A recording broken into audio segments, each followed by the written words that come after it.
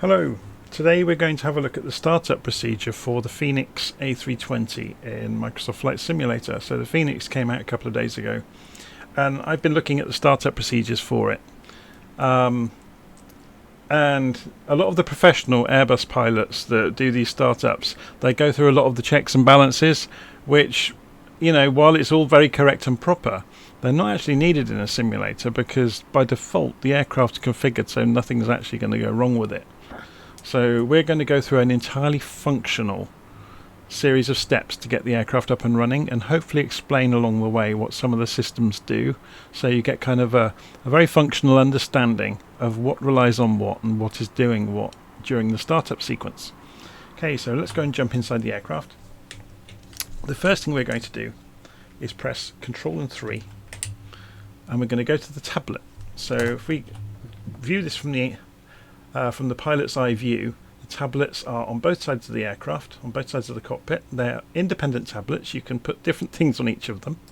If you press Control and 3, it defaults to showing you the pilot's tablet or the commander or captain's tablet on the left-hand side of the cockpit. It's worth saying this procedure we're going to be following I have written up and is available in the notes of the video. So if you go and check the notes, you can go and download the startup sequence I'm going to follow. Okay, so the first thing we do is go into the tablet. Now, if you've got the Fenix Airbus, you'll have noticed it starts up in a ready state with the engines running and everything powered up in the cockpit, which doesn't actually teach you a lot about starting the aircraft up from cold and dark. So you might be wondering, well, how do we do that? So you go into the tablet, you open the Fenix app on the tablet, and when it loads up, there is a panel states option at the bottom of the screen. So if you click on that, you can see there are several states, and you can see I've already chosen cold and dark to be the default. So to do that, you click on a state and it says you can either activate it or set it as default. If you set it as default, it then asks you, do you want to activate it? And you can see I already have, so I don't need to do that, but it's just that's how you do it. Okay, so if we come back away from the tablet, so go back to the pilot's eye view, we are going to be using shortcut keys throughout this procedure. I will name them as I do them, which help us just jump around the cockpit quickly and in a way where you can see where things are. So if we press Control and 5, we get the overhead panel. So this is all the switches above the pilot's heads. Okay, the first thing we need to do to start an Airbus is turn the batteries on. So in the electricity panel, which is right in the middle of the overhead panel, we turn the two battery switches to on. Okay. If we have external power available, we can switch it on immediately. So to make external power available, if we press Control and 3, which will take us over to the tablet again, you will see there is a ground services option inside the Fenix app.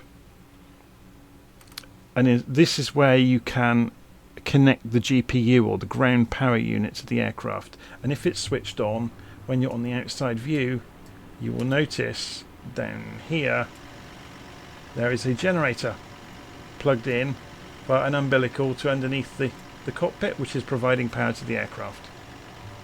So if we go back in and we press Control 5 again to look overhead, so we are going to go straight over to ground power. So the external power is here. It says avail on the light. Something worth pointing out about the Airbus: if you see lights on switches, it generally means you have to do something about it. If a switch is dark, it means it's in its normal state for flight basically. So external power says avail, and if we click on it, the aircraft automatically cross-feeds over to it. There is no cross-feed control in an Airbus, it's done automatically for you.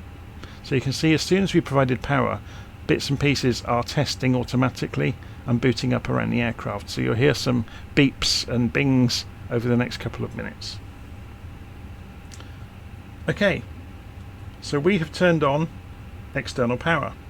The next thing we do is turn the strobes to auto. So this is telling anybody outside that we're getting the aircraft ready. And we also get the nav and logo, set to setting number 1. So this is again turning on lights around the aircraft outside, just to warn everybody we're in here, we're powering the aircraft up, we're getting ready for flight.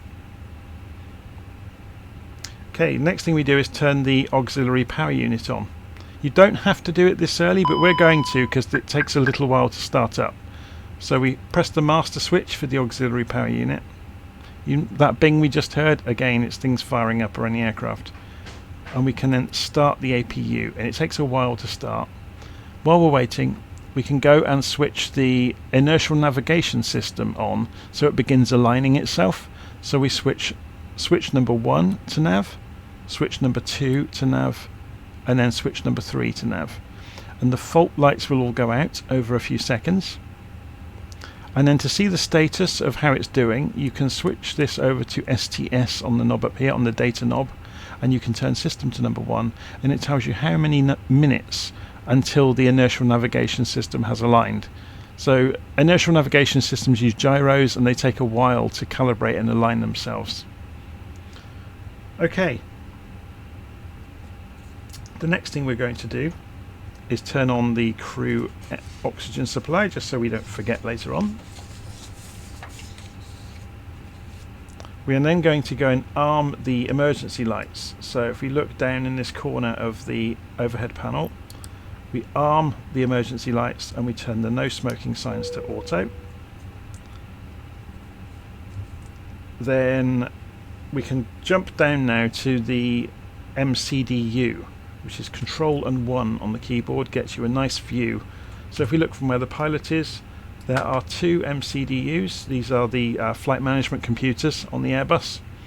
And so Control 1 gets you the captain's one. And we can go and program our flight. So the first thing we do is click on FMGC. But before we do that, it's just saying select desired system here. So we click on that, and it's got some warnings here. Nav accuracy upgrade, so we can clear that message. So the bottom of the MCDU is used to present messages to you and for you to key things into. So it's saying the aircraft position is invalid. That's because the inertial navigation system isn't running yet. So we can clear that message as well. And it's saying GPS primary lost. In other words, it doesn't know where it is. That's fine, we can get rid of that. Okay, so the first thing we do is go to the Init page, and we put in where we're going from and to. So if we go and check a flight plan on Little Nav Map, which is a really good navigation program, you can see there's the ICAO code for Ted Stevens, Anchorage, where we are. And we're going to fly from Anchorage down to Juneau International. Or at least we're going to configure the aircraft. We're not going to fly it today. Otherwise this video would go on for hours and you'd get very bored. So PANC to PAJN. So we key in PANC and then a slash and PAJN. So that's typed it into the scratch pad. Then we just press the soft key next to the field we want to fill. So we press this one up here and it's programmed it in. We can now make up a flight number, so whatever we want. If you had an operational flight plan in front of you, you would have all this information on it, so you could just transfer it across.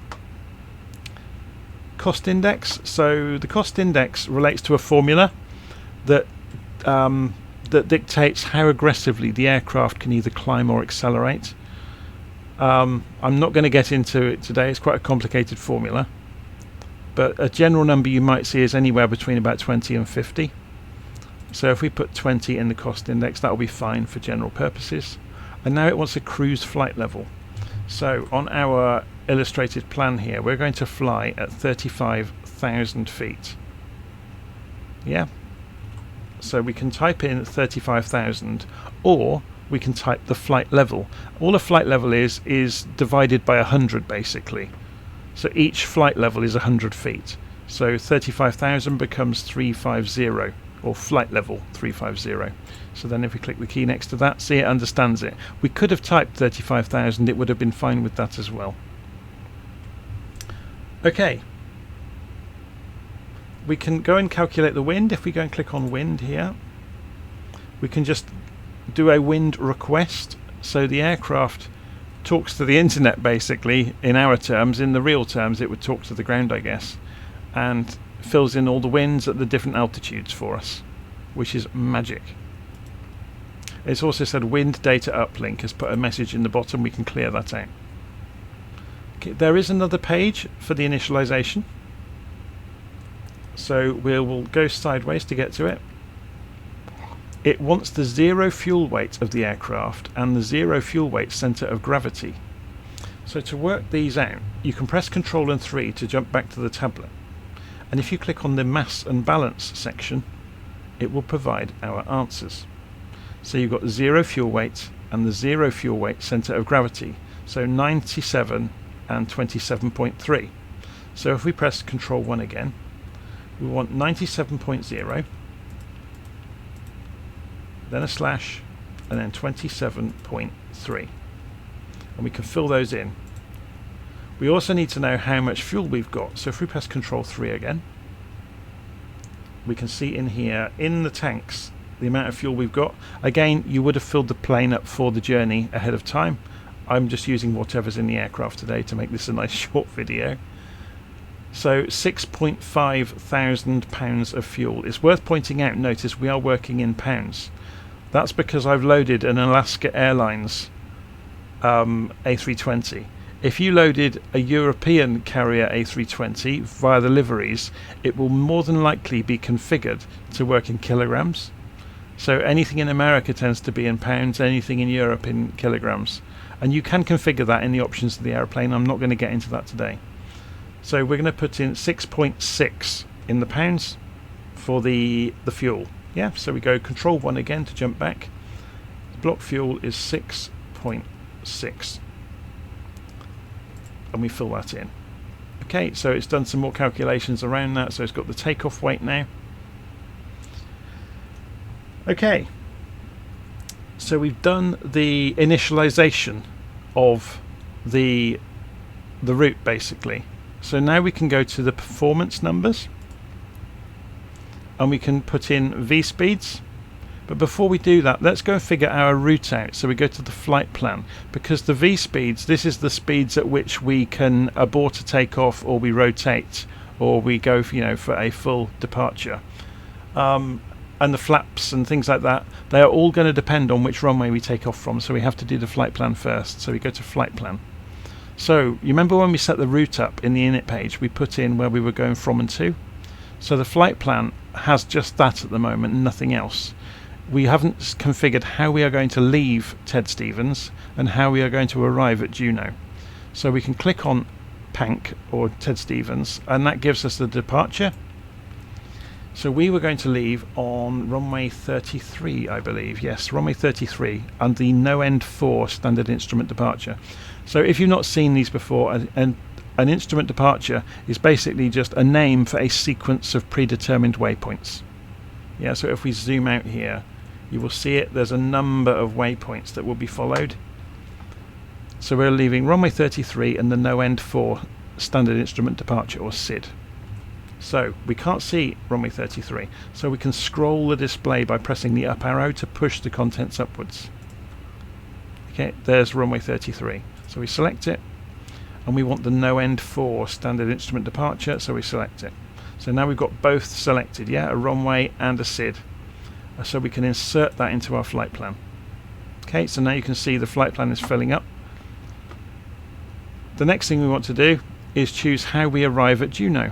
So PAJN, we're going to arrive, we haven't got a star, we've just got the approach into runway 08. Okay, so we can go in here. The quick way to get to PAJN on this list is just click the airport button, and there it is. So there's the end of the standard instrument departure. Then there's a discontinuity, which basically means the flight management computer, or the MCDU, or MCDU as they call it in the A320, it's not going to figure the route out for us. So it inserts a discontinuity. It's like an I don't know in between the end of the SID and the destination. So we just click on the destination and we say arrival, and we're going to do RNAV into runway 08, so we'll choose that, and we'll insert it straight into the flight plan. So now if we scroll this list of instructions, we can press the arrows, so we push them in the direction of the arrow, so we can scroll everything upwards, look. And if we keep going, there's the discontinuity. It's still there in between the end of the SID and the beginning of the star. So we're not going to put anything clever into the route, any intermediate waypoints. We are just going to get rid of the discontinuity. So to do that, we click the CLR button, which appears in the scratch pad, and then we can click on the discontinuity, and it's gone. But we haven't saved what we've done yet. We have to say insert. If we want to cancel what we've done, we erase. Okay, so that's made the change to the flight plan, and it's working out all the calculations about the en route stuff for us, and it's all done. Okay, so we've programmed the flight. Now we can go and get on with that performance data that relied upon knowing what runway we're using. So this is the takeoff data. So we've clicked on perf, and now we need to figure out the takeoff data. So how do we work out these numbers? The tablet has an app for it. So we press Control 3 to go back over to the tablet. We press the home key to get back to the home page of the tablet. And we go to the departure perf app. So it knows we are at Head Stevens. We have to change the runway to 33 to say we're leaving on runway 33. It wants the takeoff weight of the aircraft. Now that was in the weight and balance section that we saw earlier. I'll just show you that again. So if we go back into the Fenix app, in the mass and balance, you've got the takeoff weight or gross weight was 103.6. Yeah. So I'm just going to write these down. So we've got 103.6, and we've also got 26.9 was the center of gravity at takeoff, and we've got fuel amount was 6.5. I'm just making sure we've got all the numbers. So then if we come back out of here and go back into the departure performance app, which is still running, it's fine, we can put in the takeoff weight now. So we put this in thousands again, so it would be 103.6,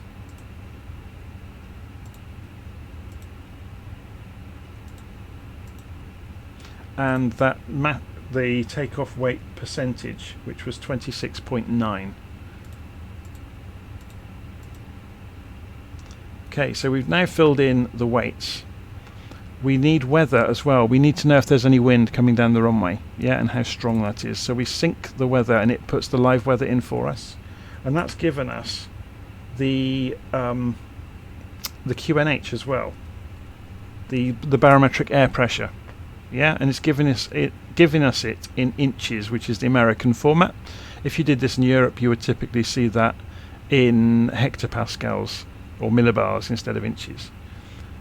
Okay, so now we can click calculate, and you will see at the top right over here it's come up with some numbers.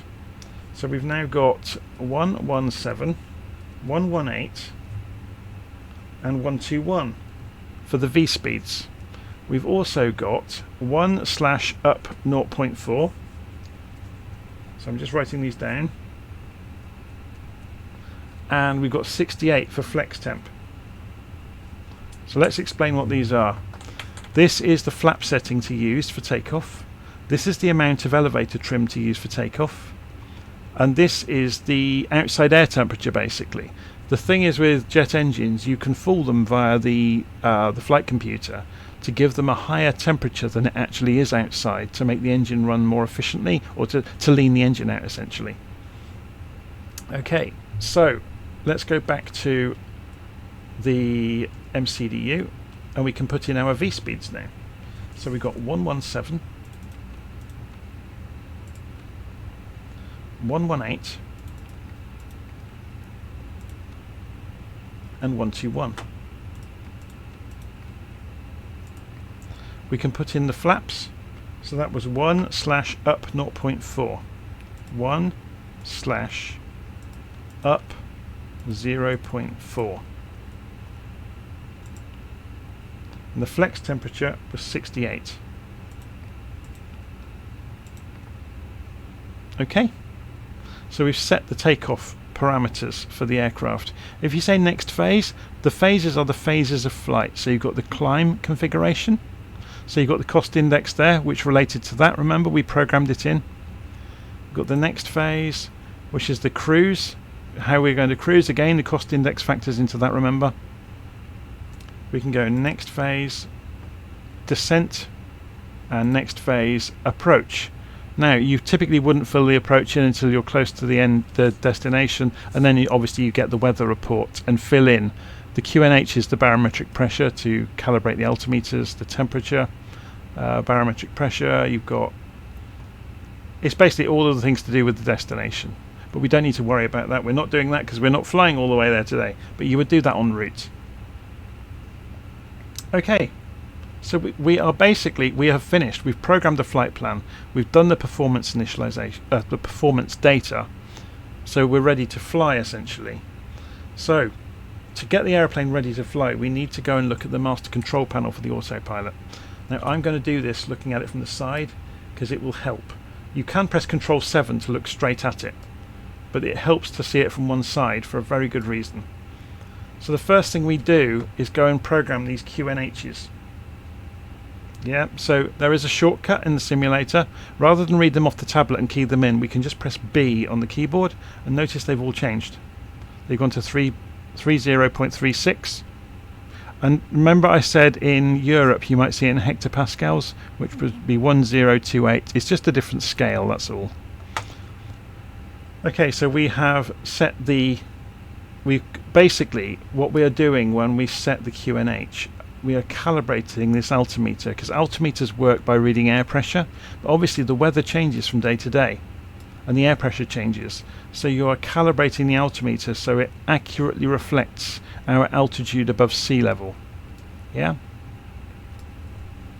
Okay, the next thing we are going to look at is the master control panel for the autopilot. So you can see there's a number of knobs and there are some numbers above, and some of them have numbers, some of them have dots against them. If you press the top half of one of these knobs, that means managed mode. So that's basically, in terms of speed here, means let the aeroplane do what it wants. If we pull the knob towards us, it means we are telling the aeroplane what to do. Yeah, so then in that case you can see I can set the speed for the auto throttle. But if I press it in, it means the aeroplane can do it. Yeah? Same goes for heading. On managed mode, heading, the aeroplane will steer itself as long as you have a programmed flight plan. Yeah? If you haven't got a programmed flight plan, or for whatever other reason, say you're deviating from the plan, you can press or pull it towards you, or click them on the bottom half of the knob, and you have selected heading mode, in which case you can key in a direction and you can see the marker rolling around the edge of the display there. So if we click on the top half, that gets us back to managed mode. Altitude, you need to choose the altitude. It won't fly it completely automatically all on its own. So if we then press the button to go to managed altitude mode, you can see as a dot has appeared. The dot will vanish when you go below a certain level. Look, as soon as you go, I think, above 1,000 feet, the dot will appear, so it will climb up. What that really means is the aeroplane won't manage a climb or a descent within 1,000 foot of the altitude it's at. So you have to deviate, more than 1,000 feet for it to be able to manage that change. So say we were going to 10,000 and we just click top half and we get managed mode to get there. Obviously if we go to selected mode, then we could roll round the vertical speed and choose the vertical speed to try to get there by. Whether you can achieve what you ask for is another matter. Notice you can also move this into hundreds or thousands when you're rolling around the altitude. That's absolutely fine. Auto throttle, it's worth pointing out, when we push the throttle all the way forwards, the auto throttle will automatically come on the takeoff roll. So the throttle on an Airbus is worth talking about a little bit. It has what markers along its throws that are called detents. So you will notice there's 0 or idle, there's climb, flex and toga. So toga stands for take off, go around. So when we roll down the runway, we will push the throttles all the way forwards. Toga will come on and the auto throttle will switch on automatically. So then we just rotate the aircraft at the correct speed. The aircraft will lift into the air, and as soon as it's a little way away from the ground, we can pull the throttles back to climb. Yeah? And then at that point the auto throttle will start managing the speed completely automatically. But this notch has to be aligned over climb for the auto throttle to work. Okay, if you don't do that, it doesn't do it. Okay, so we've configured the master control panel. So we've set the QNHs. We can now go back to the overhead panel, and we're basically going to start getting ready to start the engines and get out of here. So external power goes to off. So while we've been busy talking, normally we would have done all of this in a couple of minutes, but busy talking, explaining, it takes ages. So the APU is up and running now. We can actually check that.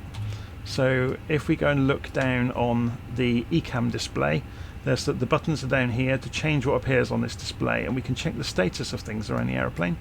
So you've got engines, air bleed, pressure, electrics, hydraulics, fuel, and APU. So this is saying that the APU is actually generating, we're just not using it yet. Okay, so if we go and press Control 5 to look overhead, we are going to go and turn off the external power, and the APU is automatically taking over. So as well as remove the external power here, we want to go down to the tablet with Control 3. And remember, if we go back to the Fenix app, we can remove via the ground services section the APU. We can also get rid of the chocks while we're at it. Yeah, before you do that with the chocks, typically you want to make sure that the parking brake is on, and it is on. If it's twisted to the side, it's on. Okay, I've got my flaps lever in the wrong position, by the way. I'll put it back to 0. We'll come back to that. Okay,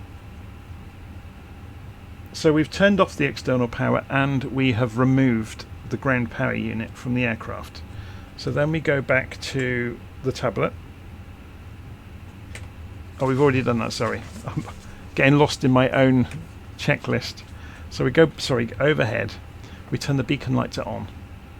So this is basically, and we turn the nav logo, beacon lights to on, and that informs people on the ground that we're getting ready. We turn the fuel pumps to on.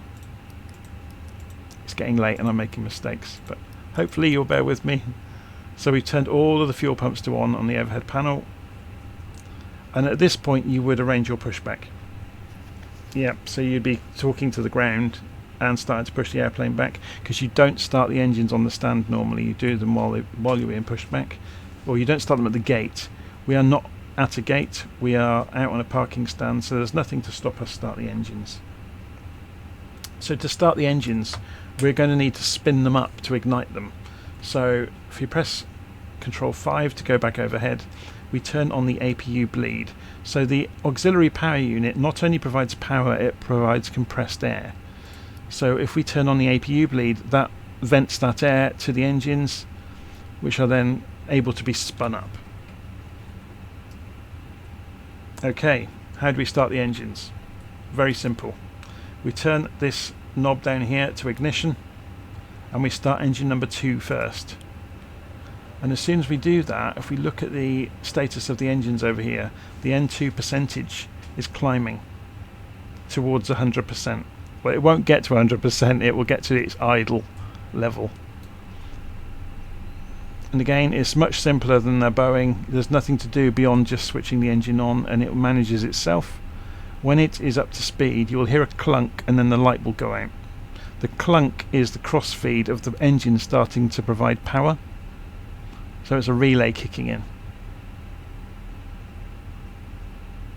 So it's a bit like bootstrapping. It's a bootstrapping routine. That's a very good description for it.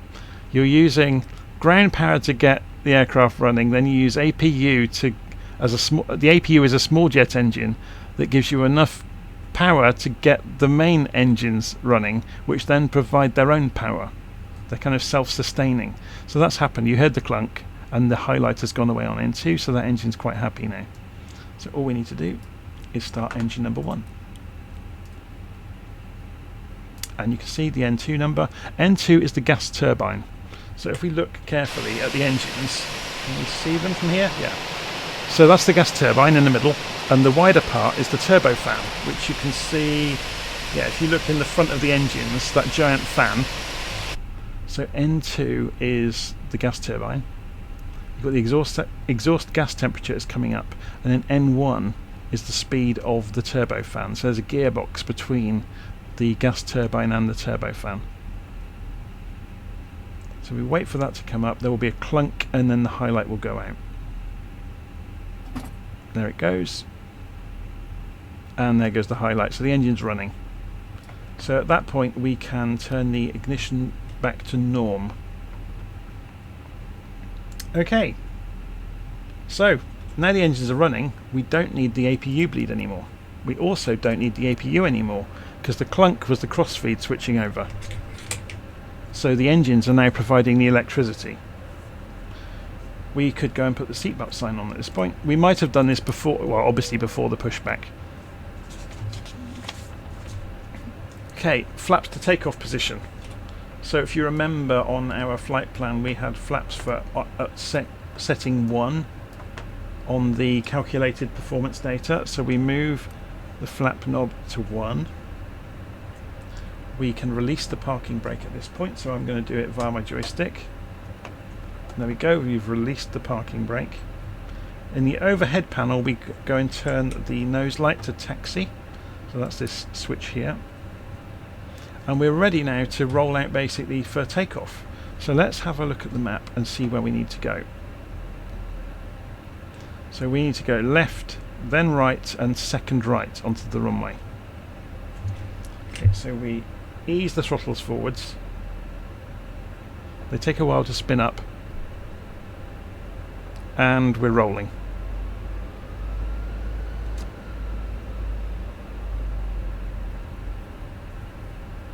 So let's just zoom out slightly and aim down on the main screen. While we're rolling, it's probably worth pointing out there's the basic configuration of this screen. It's very easy to control. You've got the mode of display here, so you've got plan, arc, nav, VOR and landing system. So in arc mode it shows you this map of things that are coming up in front of you, and then you've got zoom here, and you've got various buttons along the top which can give you more information on the map. If you go for plan mode it shows you one waypoint at a time, and then the cursor keys can scroll through the waypoints. So if you go to the flight plan page, you can then use the cursor keys to step through the waypoints, and it will recenter on each waypoint as you do so. But we'll go back to arc mode for takeoff because it's really useful to us. Okay, so we're just steering gently, not going too fast. At idle, once the aircraft is rolling, it's got enough positive thrust on level ground to keep the aircraft rolling.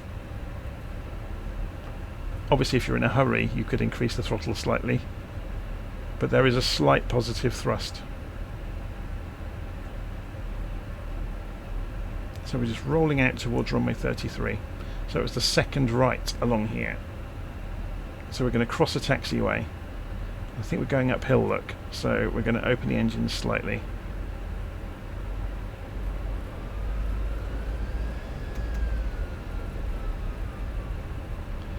The Airbus is very powerful. It accelerates very hard if you open the engines, as you will see momentarily. So it's worth having a little talk about what's going to happen once we get onto the runway. So here comes runway 33.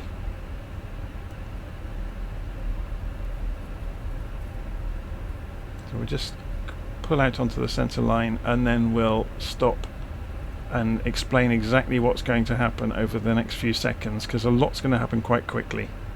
So parking brake on. Right, we are going to push the throttles all the way forwards to toga. When we do so, the auto throttle will automatically switch on, the light will come on the auto throttle button. We will start accelerating along the runway. When we get to the rotate speed, which is indicated by a marker on the indicated airspeed ribbon, we will rotate the aircraft, the nose will come up and will come off the ground, at which point we will raise the gear. As we climb out, we will enable the autopilot. We will also move the throttles back from toga to the climb detent, otherwise the auto throttle can't take over and make the managed mode mean anything. Okay? So let's see all of that happen. It will all happen quite quickly, but once you've done it a few times, it's actually quite straightforward. So off the parking brake again. Going to gently push the throttles all the way forwards to toga. They're at toga now. Give them a few seconds, and here they come. Going to centre the view up. Notice the auto throttle has come on. So we're just steering gently to keep us on the centre line. We're watching the rotate speeds coming through, and they've just gone through. We rotate. We go for 15 degrees. Okay, we're off the ground obviously. Gear up. Autopilot on. Throttles back to the climb detent. And flaps up. And we're away. So there's a few things that happened in a row there quite quickly. But the aircraft is now operating itself. So we're on managed speed mode, managed heading mode, climbing to, we haven't got the, I've just selected the top half of the altitude to give us managed altitude mode. So it's going to top out at the altitude. Obviously in the real world you would be referring to the flight plan to manage that. And there you go. I think that's as far as we need to go today. In future videos we'll have a look at programming or modifying flight plans when we're in flight, and looking into the detail of, because you can see there's a lot more than we've actually covered about choosing speeds and altitudes and putting intermediate waypoints in, or changing the route, you know, when you're in flight. So it's all possible. It's not too difficult to do. And also how you might manage the master control panel for the autopilot to use selected mode when you're in flight. And obviously to do landings, because the Airbus can land itself. If it's got appropriate hardware on the ground, it can land itself. Something else worth pointing out, I think this is really lovely. The Airbus has a binnacle compass in the middle, so part of the old world is still in here. It's very cool. Otherwise, I think that's probably enough for today. So that was a startup sequence, a functional startup sequence for the Fenix Airbus in Microsoft Flight Simulator. If you like this and you want to have a crack at it as well, the download for the startup sequence is available in the notes of the video. Beware that some of the things might not make much sense because each version of the Airbus has different hardware. So you may get an old-fashioned steam gauge compass as a standby attitude indicator, sorry, not compass, attitude indicator, or a steam gauge altimeter in the center of the cockpit. And some of the aircraft have them, some of them don't, depending on which livery you choose. So some steps of the procedure might throw you slightly, but as long as you know about that, you'll be fine. Okay, well, one thing we haven't done, shortly after takeoff, we should have done this beforehand, but you should turn on the transponder and turn the TCAS, or Traffic Collision Avoidance System, to TARA after takeoff. So then any aircraft that are in the air around you will light up. You can see at lower ranges, if we pull this down, there's a dotted line around our aircraft on the plan.